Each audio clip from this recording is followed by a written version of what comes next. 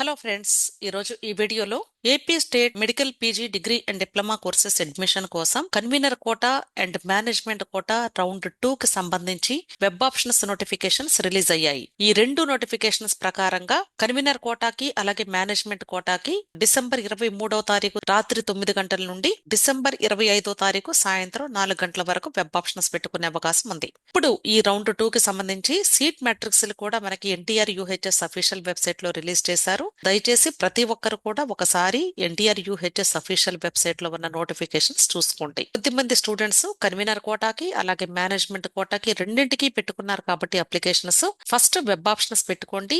Seat వచ్చిన తర్వాత ఏ college లో ఏ కోర్సు మీకు నచ్చితే దానిలో జాయిన్ అయితే సరిపోతుంది.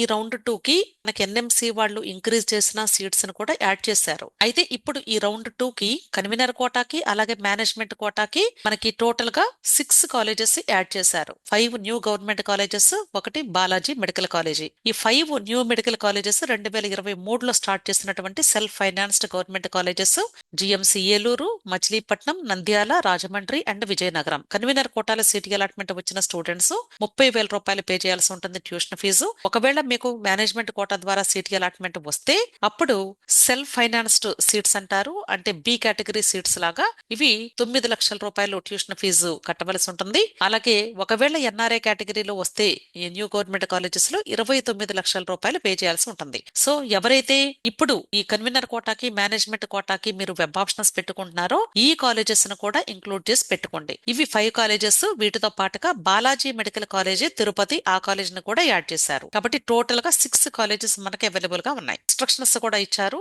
ఈ ఇన్స్ట్రక్షన్స్ ని ఒకసారి చదువుకోండి. ఆల్రెడీ నేను చాలా వీడియోస్ లో ఇన్స్ట్రక్షన్స్ ని ఎక్స్ప్లెయిన్ చేశాను. సేమ్ ఇన్స్ట్రక్షన్స్ రిపీట్ చేశారు. అంటే ప్రతి రౌండ్ కి రౌండ్ వైజ్ ఇన్స్ట్రక్షన్స్ ని వీళ్ళు ఇక్కడ రీప్రింట్ చేస్తూ ఉంటారు. మీరు చదువుకుంటే ఈజీగా అర్థమైపోతుంది. కాబట్టి వెబ్ ఆప్షన్స్ పెట్టుకునేటప్పుడు మాత్రం చాలా జాగ్రత్తగా పెట్టుకోండి. వెబ్ ఆప్షన్స్ పెట్టుకోవడానికి ఆర్డర్ ఎలా పెట్టుకోవాలి, అలాగే కాలేజెస్ యొక్క ప్రయారిటీ ఎలా చూజ్ చేసుకోవాలి, వీటికి సంబంధించి నేను వీడియోస్ చేశాను. ఆ వీడియోస్ నా యూట్యూబ్ ఛానల్లో ఉన్నాయి. దయచేసి ప్రతి ఒక్కరు కూడా ఆ ఛానల్లో ఉన్న వీడియోస్ ని వాచ్ చేసి ఆ తర్వాతే మీరు వెబ్ ఆప్షన్స్ ప్రాసెస్ ని స్టార్ట్ చేసుకోండి. అంతేకాదండి, మీకు డేటు డిసెంబర్ 25 సాయంత్రం 4 గంటల వరకు మాత్రమే ఇచ్చారు కాబట్టి సో మీకు రిజల్ట్స్ కూడా సుమారుగా 26వ తారీఖు అనౌన్స్ చేసే అవకాశం కూడా ఉంది.